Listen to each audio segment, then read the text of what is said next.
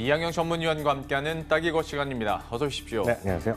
오늘은 어떤 얘기 준비하셨습니까? 오늘도 장마도 지고 지난 주말에 아열대 현상이 벌써 나타났다고 하니까요. 오늘 기상이변에 대해서 오늘 한번 살펴보는 시간 갖도록 하겠습니다. 오늘부터 장마라고 하는데 또 거기에 맞는 내용을 준비하셨어요. 근데 그 이상기후, 기상이변 사실 느낌은 아는데 네네. 이게 주식시장에서 뭔가 그래도 얘기를 하려면 정의는 딱 되고 넘어가야 되는 거 아닙니까? 저도 또 지식백 한번 찾아봤죠. 이것 때문에 찾아봤더니요. 평상시 기후의 수준을 크게 벗어난 기상 현상을 의미하겠고요. 보통 10년 단위 이런 게 아니라 한 30년 만에 한 번 정도 있을까 말까 이런 것을 우리가 기상 이변이라고 표현한다는 얘기하겠고요. 그런 뜻에서 지구 온난화라든가요. 그리고 엘니뇨 이런 현상은 자주 있잖아요. 그래서 이런 것은 기상 이변이라고 일단 통계적으로 잡지는 않는다는 것도 참고적으로 상식적으로 알아주시면 될 것 같습니다. 그러면 아무리 오늘 장마가 시작됐다 하더라도 기상 이변은 아닌데 갑자기 오늘 기상 이변에 대한 이야기를 준비하신 이유가 뭐예요? 그러니까 이게 좀 보니까 제가 또 찾아보니까요. 오늘부터 전국 장마 이런 것도 있겠고요. 올 6월이 사상 최대로 더웠다는 얘기하고 있고요. 또 기상 이변을 메가 트렌드로 지목하는 레포트가 증권사에서 한 것도 나왔더라고요. 그래서 오늘 그 레포트를 중심으로 얘기해드리겠는데 바로 이게 한국투자증권에서 나온 레포트인데요. 기후 변화는 메가 트렌드라는 제목의 흥미로운 레포트가 있어서 오늘 이거를 중심으로 설명을 해드릴까 합니다. 한국투자증권에서는 왜 갑자기 또 이런 트렌드, 기후 변화를 트렌드로 한 리포트를 내놨대요? 그러니까 제가 사실 아는 연구원인데요. 세상의 기후 변화와 이상 기후가 자주 나타나기 때문이라고 일단 지적을 하고 있는데요. 몇 가지 사례를 얘기하고 있는데 작년에는요. 미국의 최남단 플로리다주에 30년 만에 눈이 왔다고 합니다. 저도 해외 투표에서 본 적이 있는데 깜짝 놀랐고요. 호주도 160년 만에 찾아온 폭염으로 아스팔트가 다 녹은 거. 뉴스 보시면 계시겠고요. 올 1월에 이거 뉴스 많이 보셨을 겁니다. 사우디 사막에 40cm의 눈이 내렸고요. 라스베가스에서 열렸던 1월에 열렸던 CES장에 느닷없는 폭우가 나타났는데 아시다시피 라스베가스는 사막이기 때문에 비가 거의 안 오거든요. 그런데 이제 폭우가 왔다는 얘기 보셨겠고요. 금년 2월에 제주도에도 폭설로 인해서 또 난리가 났었고요. 또 5월 4일 불과 얼마 전인데요. 굵은 우박이 5월 달에 쏟아진 거 서울에 난리가 났잖아요. 이런 것들은 진짜 기사, 이거 저도 살면서 별로 못 봤거든요. 이렇게 굵은 우박이 쏟아진 거. 이런 것들이 나타나면서 한국투자증권도 뭔가 좀 이상하다라고 해서 레포트까지 작성했다고 합니다. 이렇게 시계열로 정리를 해보니까 진짜 뭔가 좀 이상하긴 이상하네요. 그리고 또 한 가지가 저희가 지난해와 올해 다보스 포럼하면 그냥 4차 산업 얘기만 막 했었는데 이번 다보스 포럼에서도 이런 이상 기후와 관련된 이야기들이 있었다면서요? 네, 맞습니다. 저희도 이거 잠깐 언급해드리는 얘기였는데요. 세계를 위협할 5대 위협 요인을 올해 다보스 포럼에서 얘기했는데요. 극단적인 기상 이변이라든가 자연재해, 사이버 테러, 데이터 사기, 그리고 기후 변화 대응 실패 이런 5번째가 첫 번째랑 5번째가 기상 이변에 관한 거가 되겠고요. 세계 기상기구 WMO라고 있는데요. 2017년에 전 세계가 겪은 기상이변에 의한 손실이 무려 3,200억 달러. 그리고 유엔 사무총장은 인류 최고 위협은 바로 기후 위협 변화라는 얘기까지 했을 정도니까요. 우리가 생각보다 이게 심각하다라고 일단 이해하시면 되겠습니다. 자, 그런데 이런 심각성이 멀리 갈 것도 없는 게요. 우박 얘기도 해주셨지만 더 최근에는 지난주쯤에 동해안 쪽에서 워낙 너무 이상 고온 현상이 나타났었잖아요. 그것도 그러면 일맥상통하겠네요. 그러니까 이게 지난 주말에 6월 달에 처음으로 지금 동해안에 열대야가 나타난 거 주말 뉴스인가 저도 봤었는데요. 그런 것뿐만 아니라 여러분도 많이 느끼실 겁니다. 이런 음식이 이런 과일이 우리나라에 팔아? 이런 거 많이 느끼셨을 텐데요. 파파야, 저는 깜짝 놀랐어요. 파파야를 한국에서 씹는다는 걸 처음 들어봤어요. 구아바 이런 거 들어보신 계시겠고요. 아보카도 이런 것도 이제 일반적인 거. 이제 바나나는 끼지도 못하네요. 바나나는 끼지도 못하는 거죠, 진짜. 그리고 파인애플 이런 용과는 제가 뭔지도 모르겠네요. 하여튼 우리나라에서 재배되고 있는 열대과일이 되겠고요. 우리나라 열대야 추위가 열대야는 건 많이 분 아시잖아요. 밤에도 25도 이하로 안 떨어지는 거가 열대 수준이 쭈구쭈하게 증가하고 있잖아요. 그러니까 1990년 잠깐 있었지만 잠깐 머물렀고 추세적 우상향하고 있는 그래프 되겠고요. 올해는 또 더위도 일찍 시작했는데 5월 25일 날이요. 그러니까 불과 한 달 전이 되겠는데요. 낮 최고 기온이 29.3도 하면서 올해 최고 기온이자 5월 기준으로는 30년이라고 말씀드렸잖아요. 1973년이 최고치. 그러니까 엄청나게 더운 날이 많아요. 특히 이제 오늘 비가 많이 오는데요.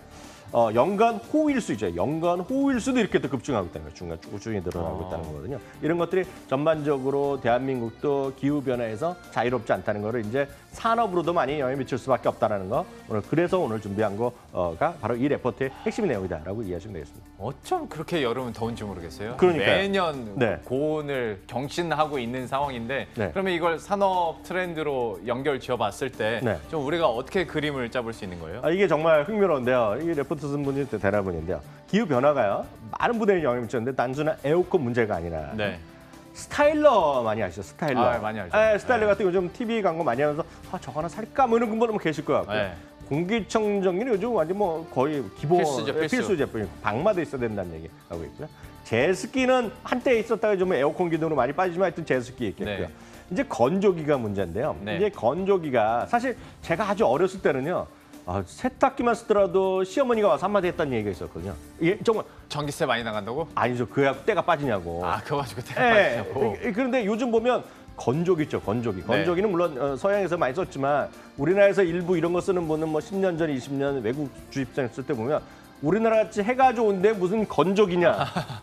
그럴 수 요즘 있죠. 해가 좋으면 뭐합니까? 지금 먼지가 이렇게 공기가 안 많은데. 좋은데. 예. 네. 그게 바로 요즘 건조기도 요즘 하면 신혼하는 신분 하면 건조기가 요즘 필수품 아니니까. 뭐. 저도 샀습니다. 그러니까요. 네. 또 들어가거든요. 그러니까 이런 것들이 생활 가전의 어떤 트렌드의 좀 변화라고 이루어지고 있겠고요. 이게 실제로 숫자로 딱딱 떨어지는데요. 에어컨 판매량이 빨라졌다는 건데요. 3월 판매량만 보면 전년 동기 대비 92%나 늘어났고요. 이제 그냥 일반 에어컨이 아니죠. 공기청정 기본이고요. 제습 기능 이런 거 들어가면서 판매 단가도 자체적으로 늘어나고 있겠고요. 이러니까 스탠드형, 벽걸이형, 이동식 에어컨 모두. 그러니까 요즘 그 식당 같은 데 있잖아요. 예. 그런데 가보면 기다리잖아요. 바깥에. 네. 에어컨 막 있잖아요. 네. 그런 거 뭐 이동 에어컨 많이 쓰였고요. 서큘레이터 많이 동그랗게 확 뽑는 거 있잖아요. 맞아요. 예. 서큘레이터 포함한 선풍기 매출도 이렇게 꾸준히 늘어나고 있어요. 2015년에 110원인데 110원인데 190원인데 갑자기 선풍기가 많이 아파지잖아요. 그래서 서큘레이터를 시장이에요. 기가 막히더라고요. 엄청나죠. 그러니까 에어컨이랑 같이 쓰면 좋다고 홈쇼핑에서 많이 떠들잖아요. 지금. 맞아요. 그러니까 이런 것들 보면 훅해서 또 살 수밖에 없는 분위기. 그리고 또 건조기 매출은 스타일러랑 건조기 매출은 합쳐서 1월부터 5월까지 이게 딱 스타일러. 제가 딱 그 냉장하기 위해서 위에는 LG 거, 밑에 삼성 거로 좀 해볼게요. 공평하게? 또 뭐라 그럴지 모르니까요. 그래서 하지만 이게 실제로 보면 1월과 5월 매출이 무려 284%. 이게 보면 스타일러는 별로 전 사는지 못 봤는데 저도 홈쇼핑 이렇게 보면 저희 와이프랑 저거 살까 뭐 이런 생각을 하거든요. 예. 그러니까 이런 것들이 전반적으로 생활에 어떤 큰 변화 의견이 또 산업에서도 미쳤다라고 보셔야 되겠습니다. 스타일러, 건조기 얘기를 하면서 나왔던 게 바로 이제 공기가 안 좋아졌다라는 네네. 거였는데 하다 네. 보면 공기가 한창 안 좋아질 때 또 주식시장에서 나오는 건 이거 안구건조증, 그러니까 인공눈물 관련주거든요. 네. 여기에 대해서도 좀 엮어볼 수 있지 않을까요? 그러니까 사실 저는 안구고증 딴 이유 때문에 그 인공눈물을 거의 뭐 맨 달고 사는 사람 입장인데요. 네. 실제로 보면 기후 변화가 안구고증의 발병 원이라는 걸 저는 창피하지만 어저께 처음 알았습니다. 이걸. 별로 그런 관심이 없었는데요. 네. 안구고증 건조증 환자가요. 2004년에 97만 명에서 2016년에 224만 명이죠. 물론 이런 거에 비판적인 시각이 있어요. 이게 예전에는 그냥 참고 살았던 것이 병으로 됐다라는 얘기도 있겠는데요. 실제로 보면은요, 눈이 시리고 자극감이 있고 이물감, 건조감 이런 것들이 물론 컨택 렌즈 이런 거 많이 쓰여도 그렇겠지만 실제로 보면 밀폐된 공간에서요. 에어컨, 선풍기, 히터 등을 장기간 사용하거나 먼지 햇빛에 노출되면서 안구고증 환자가 많이 늘어났다는 거거든요. 그러니까 실제로 보면 이 시장 자체도 2017년 기준, 그러니까 인국 눈물 시장입니다. 2천억 시장으로 돌파했다는 거 되겠고요. 아시다시피 안구건조증은 한 번 치료받았다고 되는 것이 아니라 계속 꾸준히 불편할 때 늘어 그러잖아요. 그렇죠. 그래서 이런 것들이 보면 인국 눈물 시장도 꾸준히 늘어나고 있다는 것 자체도 하나의 큰 어떤 인구 이상 기후에 따른 어떤 변화의 요인이다라고 일단 이해하실 수밖에 없겠네요. 지금까지 어떤 이상 기후와 관련한 산업별 트렌드를 살펴봤는데요. 그러면 구체적으로 종목별로, 기업별로는 좀 어떻게 정리해 볼 수 있을까요? 이제 좀 더 자세한 거 원하시면 앞서 말씀드렸던 한국투자증권 자료 보시면 한 20-30개 나옵니다. 그래서 예. 이거 참고하시면 되겠고요. 오늘은 제가 이 중에서 저도 좀 알만한 것들, 그리고 많은 분들이 공감할 만한 것들, 또 익숙한 거 위주로 얘기해야 되겠네요. 네. 대유 위니어 같은 경우는 위니어 에어컨 이런 것들이 많이 있겠죠. 그리고 오텍 같은 거는 캐리어의 브랜드 예. 이런 거 많이 들으셨을 거 되겠고, 신성 델타테크가 저도 몰랐는데요. LG전자 가전사업부의 최대 사업으로 에어컨이라는 거 앞서 말씀을 드렸던 의류 건조기 등은 뭐 관련된 거를 납품하는 것 같아요. 상신전자도 EMI 필터 제조업체, 이거 많이 뉴스 보셨을 것 같고요. DHP 코리아는 이제 우리나라 인공눈물 시장 점유 1위 업체이고요. 한올바이오파마는 저도 이거 작년부터 몇 번 들었는데 미국에서 안구 건조증 치료제 임상 진행하고 있다는데 뭐 내용은 저도 정확히 모르겠고요. 대기업에서는 역시 삼성전자, LG전자 뭐 그런 제품이 있겠고요. 여기서 다 제품 어디서 삽니까? 결국 롯데하이마트에서 사는 거거든요. 그렇죠. 그래서 네. 롯데하이마트 이런 것들이 크게 봐서는 관련 기업으로 우리가 정리해드리겠고 앞서 말씀드렸다시피 보다 자세한 건 그 레포트 들어가면 한 20개, 30개 있기 때문에 좀 더 자세한 것 그 자료 확인하시면 되겠습니다.